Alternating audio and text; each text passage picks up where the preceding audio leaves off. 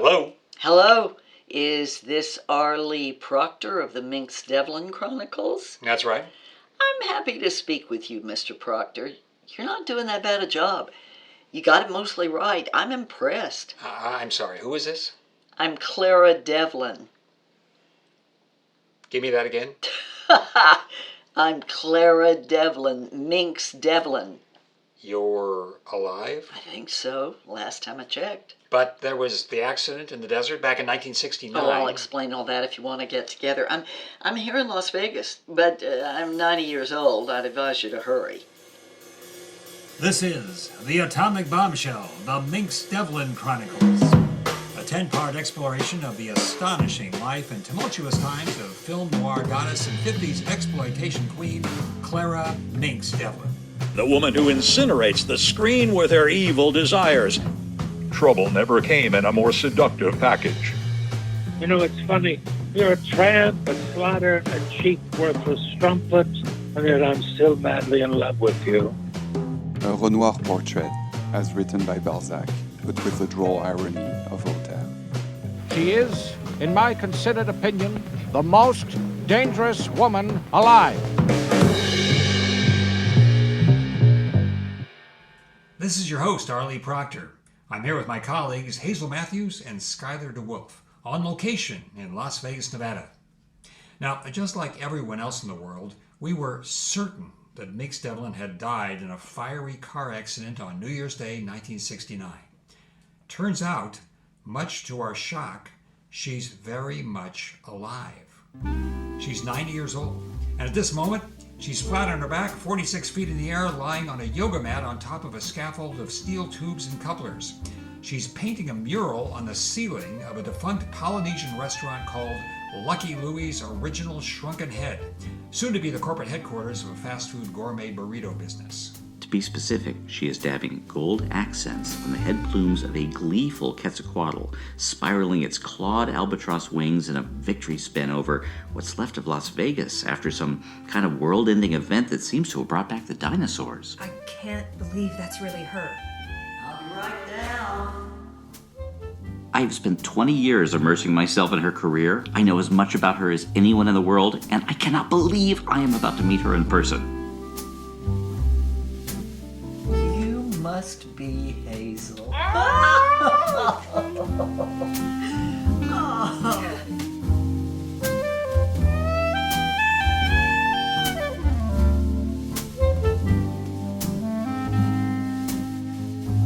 Okay, here we are in the Bugsy Siegel suite of the El Cortez Hotel and Casino with the recently undeceased star of this podcast, Clara Mynx Devlin.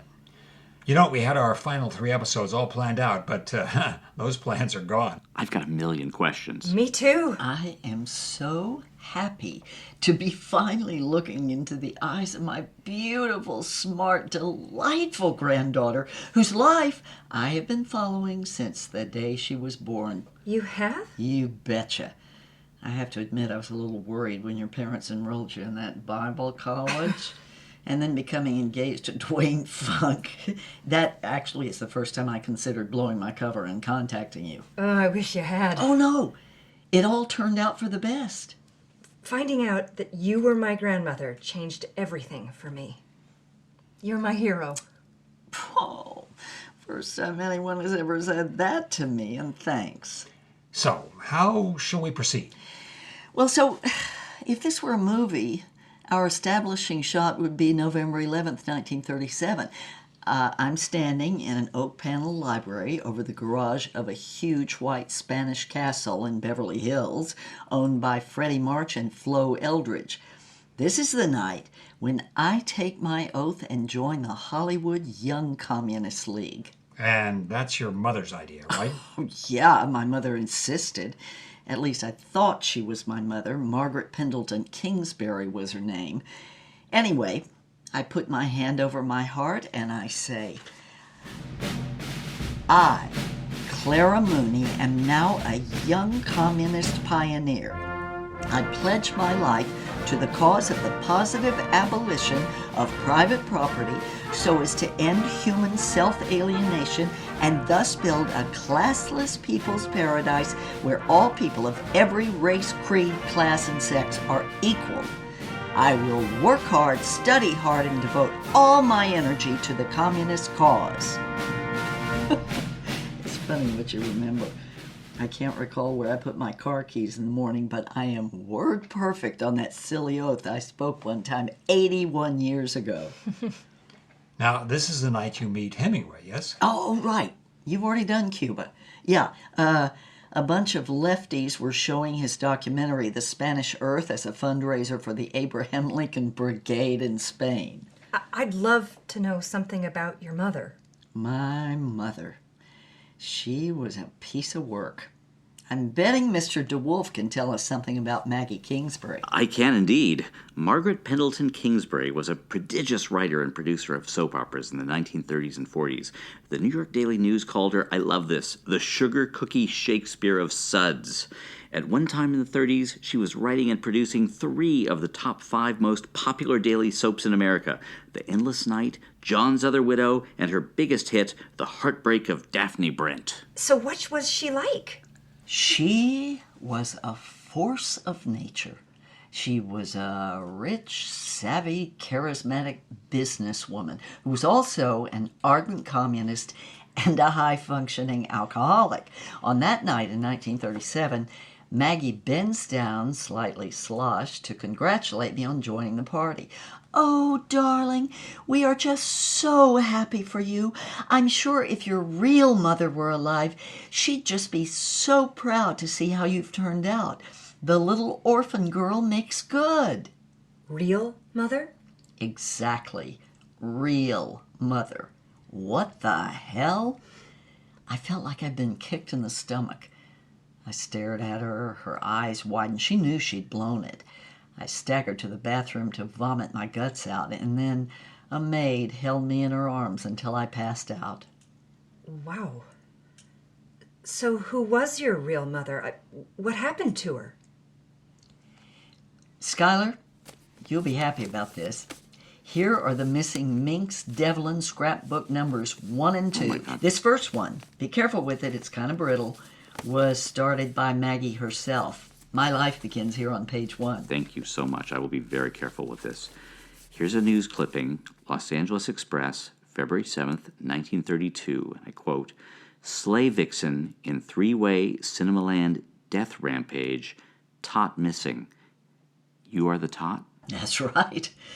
My mother, well, that is my real mother, was one of the million beauty pageant winners from Crib Death, Iowa, who came to Hollywood to become the next Clara Bow. Only when she got here, she found out what she was up against. She did some extra work, but her only talking role was in a grindhouse exploitation quickie called Vice Racket Vixen, hence the Vixen reference in that headline. I'm reading the article here, but I'm betting what really happened was a different story. Well, what happened was my mother was shacked up in a Hollywood boarding house with a hard-drinking vaudeville comic named Kendall Slats Randall. He thought she was banging another one of the boarding house residents, a Gower Gulch cowboy star named Bob Hooten, a.k.a. Rootin' Tootin' Hooten. I'm pretty sure Slats had been beating her like a drum for months, and this time he came at her with a knife. Hooten heard what was going on and barged in just as Randall shivved her in the heart. Randall turned the knife on Hooten and killed himself. At least that's what I remember now. You were there? You were in the room when your mother was killed? Yeah, I was. Oh, that must have been horrible. Well, now, I had no memory of it for 30-something years. That's why I thought Maggie was my real mother, because she's the first mom I could remember. So when did you finally remember what happened? In Mexico. Ah, Mexico, the lost years. Skylar, her story, her way. Yes, sorry. Continue. Well, my first memory is living with an ex-Max Sennett gag man named W. Speed Wanamaker. I'm guessing he's the one who grabbed me out of that room. He was trying to launch a threadbare knockoff of our gang to compete with the Hal Roach product. His version was called the Gas House Kids. He had the other kids, Beanpole, Sniffles, Tubbalard, Chocolate Drop, you get the gag. But he didn't have his Darla yet, his female lead, until I showed up. So what? He rescued you or kidnapped you? Both. All of the above. He snatched me from that room, told the cops he was my Uncle Wally, that being the W of W Speed Wanamaker. Of course, nobody knew that my real father was the semi-famous Doc Hazard. I was a love child, no listing for a father on my birth certificate. I'm curious, did these kiddie comedies of Mr. Wanamaker ever get produced? They did. W. Speed Wanamaker wrote, directed, shot, and edited 12 6-minute shorts on the streets of Culver City in a little under a month for no money at all. Clara here is quite charming under the most dire circumstances imaginable. Very good. That pretty much sums up my whole film career. And then Wanamaker sold me to Maggie Kingsbury. I'm sorry. Sold you? Yep, that's right. For money? The receipt is right there in the scrapbook. Oh my, here we go. There's Maggie's name at the top. It says, agreed upon goods. $1,250. Cash, paid in full. Maggie desperately needed a precocious 5-year-old for one of her soap operas, The Heartbreak of Daphne Brent. I could read and read with emotion. So did she adopt you? Well, she did, and she let me move in with her. No more boarding house, yay. Now I was living in a medieval castle with a maid, my own room, lots of toys, and plenty of food in the icebox. Too bad that Maggie was even more of a slave driver than Wanamaker. Up at 5 a.m., rehearsal, new pages, more rehearsal. And then at 3, I was on the air as wee baby Bonnie in The Heartbreak of Daphne Brent. Now, how old were you this time? I was 5 when I started. Our show was carried by 97 CBS-affiliated stations across America.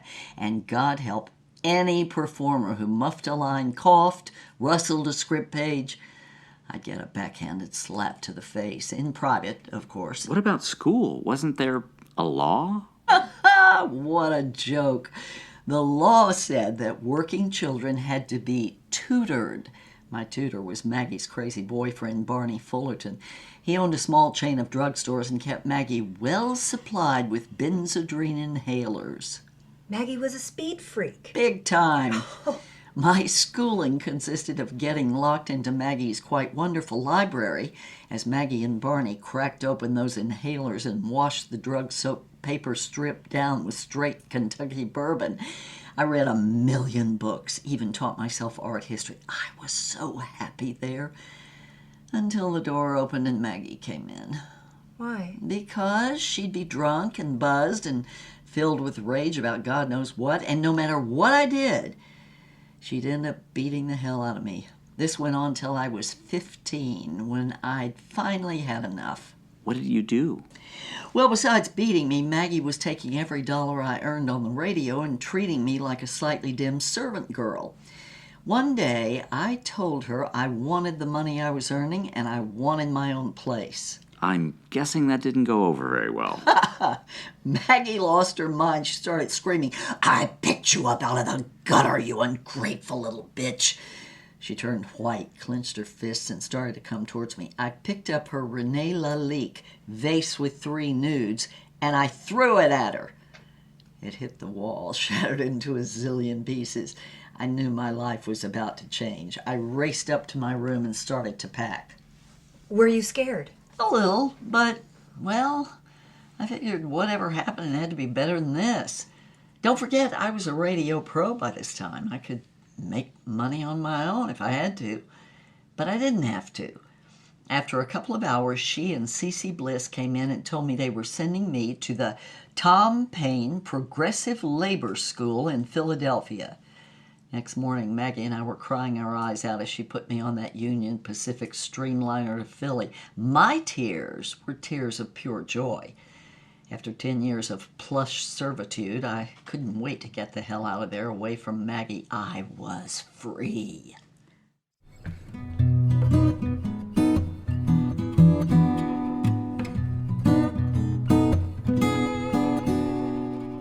We're We're going to take a short break here so that if you are so inclined, you can head over to our website, richlyspun.com, and support this podcast with a small donation. We are 100% supported by our beloved listeners, several of whom have foregone for just one day their normal venti no-whipped ice skinny hazelnut macchiato with light ice, sugar-free syrup, and 4 extra shots, just so they could ship us that money, just for one day. Would you do that? Think about it? We'd love it if you would. Now back to the Atomic Bombshell.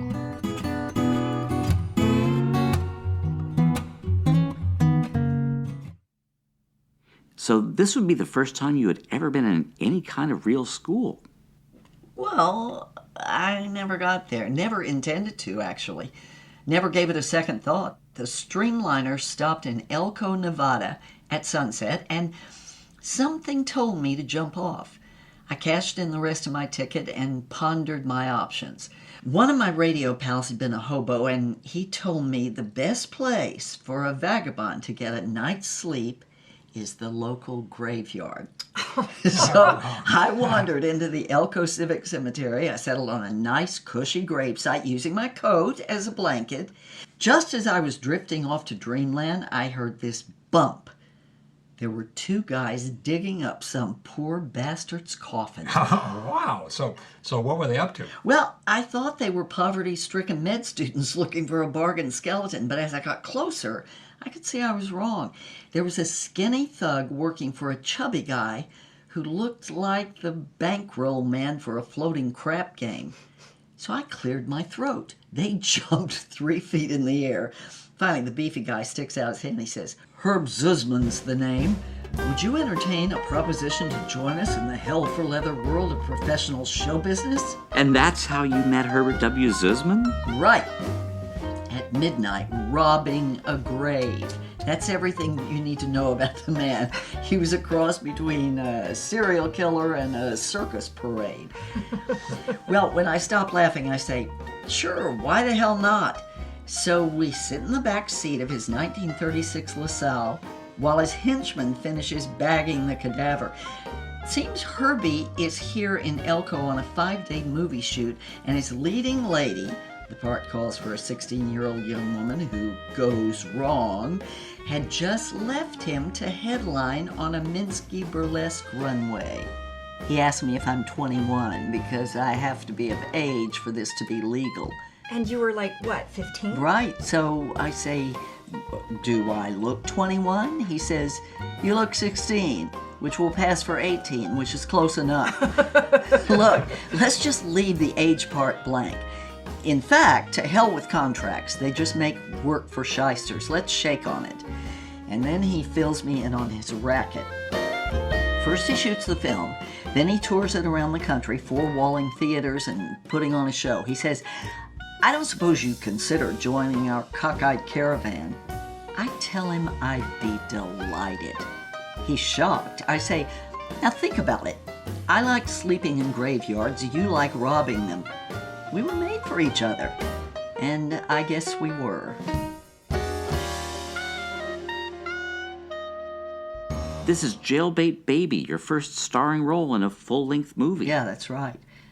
I wanted to be a star in the worst possible way, and I certainly got my wish. You mean having sex with a hunchback? You've seen it! Loved it.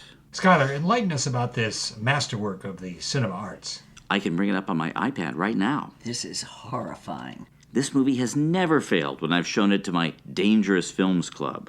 Really? Mynx Jailbait Baby is now rightly considered a landmark in grindhouse exploitation, if for no other reason than it breaks all 10 commandments, and a few that Moses was too embarrassed to mention. The film opens on death row. Embittered good-time girl Floozy Flanagan, played by our girl Clara Devlin, is giving her final confession to Father McGillicuddy. Well, Father, it all started that fateful evening of my high school graduation, when the bubbles of that first forbidden champagne cocktail tickled my nose. We flash back to that fateful night. Bored with her goody-goody boyfriend, straight arrow Woodrow Truesmith, Faith Flanagan decides to have one night of whoopee with free-spending, fun-loving Rascal Ramsey.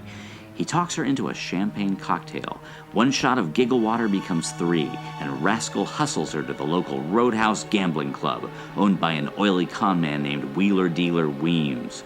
She's coaxed into playing the crooked roulette wheel, and in a flash, she's $10,000 in debt to the house.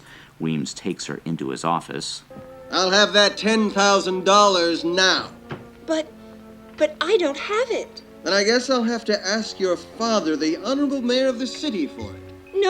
No, you can't do that. It would ruin him. That's none of my concern. I'm calling him right this instant. No, please, there must be some other way. Perhaps you and I can, well, work something out? I'll do anything you say to get that money.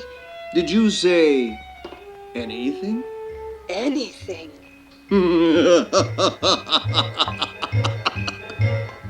Weems then forces the virginal Faith into his slimy vice girl racket, where she's deflowered in silhouette by one of Wheeler Dealer's most repugnant patrons, a rod-wielding hunchback named Gimpy Gallagher. Faith becomes Floozy Flanagan. She soon discovers she's pregnant by the hunchback. When she informs Weems, he growls, "You're of no use to me now. Get out," and casts her into the gutter outside his club, where her ex-boyfriend, the straight arrow Woodrow, now a policeman, discovers her. Enraged, he rushes into the club and pulls his service revolver on the slimy pimp. Floozy fights Woodrow for the gun, and just as she grabs it, it goes off. The gangster keels, ketchup spurting from his chest. The girl and boy look at each other. Cut to graphic, grainy, colored childbirth footage. It's actually a goat being born, but it's so fuzzy and weirdly cut that you can't really tell. This sequence ends with the nurse hustling the swaddled babe away before the mother can even see it. We flash back to death row. I lost everything, Padre. I lost my baby, my self-respect, and now I'll lose my life. Threw it all away for a tawdry kit bag of drunken dreams and soiled thrills, and now... Now, child, I'm afraid you'll spend eternity burning in hell. But perhaps through this motion picture, your tale might deter another lass from straying. Yes, I hope so. Wrap it up, Padre. Old Sparky's waiting. She's led down the last mile, strapped into the electric chair and fried once again in shadow. As the horrible shafts of man-made lightning morph into a plume of black vapor, her head slumps forward. The nightmare is over. A life has ended, says Father McGillicuddy to a disconsolate Woodrow. Then the priest shocks the policeman by handing him the newborn baby. And a new life has begun. We see the squalling face of that innocent newborn child. Music up. Fade out. And all this in 56 scintillating minutes. Do you remember making Jailbait Baby? Oh, yeah. It was pure fun. One of the best times I've ever had in my life. I knew right away this was what I wanted to do, and once the film was in the can, the real fun began. By real fun, I assume you're referring to the patented Herb Zuzman Roadshow? Right. The 40 Thieves had this thing down to a science. In the next year, we visited 47 towns and put on 188 shows. Herb calls it a chump fleece. So could you, break down a typical week for us? Love to, honey. The big shows were on Friday and Saturday nights, so we roll in on Tuesday. That evening, we papered the town with one-sheet movie posters. Then on Wednesday night, Herbie Z screens the movie for a local press, clergy, quote, good government groups, and selected prudes and blue noses. The whole idea, of course, is to get them so riled up, they'll try to shut us down. And with any luck, the next morning's paper has a headline like, Local censors condemn screening, and clergy fear contamination of town morals by vice film. These are, by the way, the exact headlines Herb has suggested to local reporters after slipping them freebies. This creates such a demand that they can't stop us. So now it's Friday. Showtime, right? Yeah, right. Rubes for miles, cash only, first come, first serve. I sell tickets and Herb stuffs the dough into his money belt. Wow, all cash all the time. That's a sweet deal. Oh, you haven't even heard the best part yet. Oh, there's more? Well, after we get their ticket money, I dress up in my nurse's uniform, and Herb changes into his doctor's lab coat. Right at the climax of the film, as your truly floozy Flanagan is wheeled into the doctor's office for the shocking live childbirth, the projector shuts down and the lights go up. I step on stage and I say, "You are about to witness the most shocking event ever revealed to an American theater audience. The live birth by cesarean section of an actual illegitimate baby." Yeah, but everyone gasps. People are weeping. I continue. "Before this astonishing footage is revealed, we have an unprecedented one-time offer for you.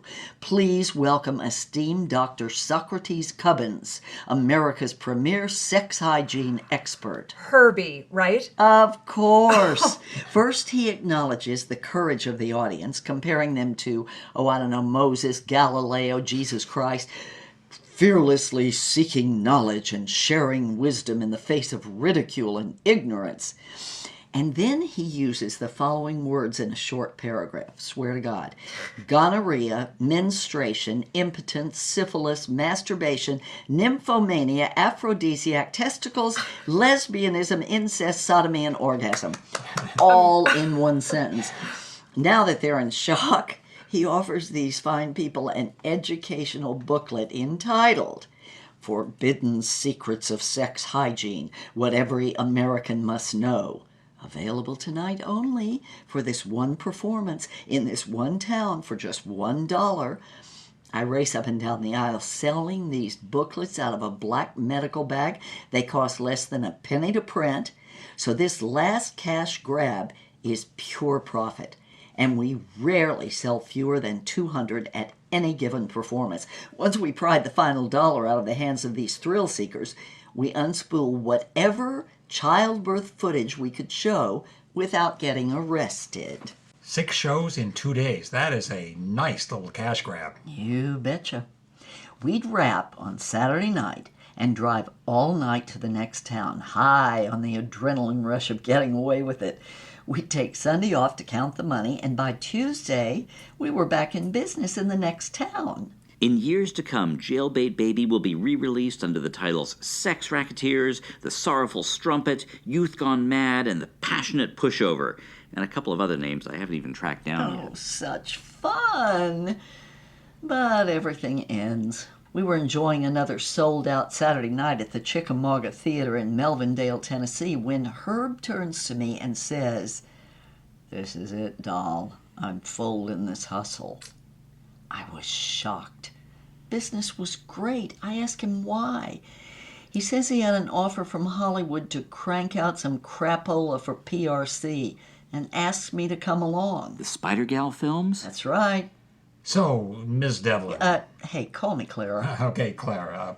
Now, you've been listening to this podcast. What haven't we covered? What would you like to share with us? What do you think, Hazel? Well, I'd love to know about your love affairs. Who you love, why, how each one turned out, and how you felt about it. I can do that.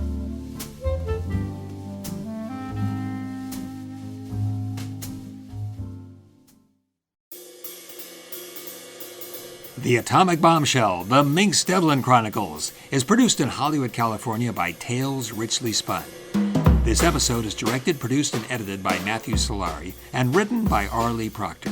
Co-producer Kevin Whitaker, artwork by Rowan Proctor.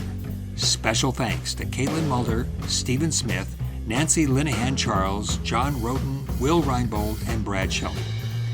Please visit richlyspun.com/Atomic Bombshell to find books and movies that take you deeper into the fascinating forgotten world of 1930s exploitation films, from Reefer Madness to The Road to Ruin. And at the website, you can now order The Atomic Bombshell, Mynx's sensational memoir as told to her granddaughter, Hazel Matthews. It dishes the dirt and names the names. Join us next time for episode number 8. Mynx Devlin Saves the World. The Loves of Mynx Devlin, Part 1, JFK and Elvis. Watch Mynx, save the world from nuclear incineration, and then star in the greatest Elvis movie never released.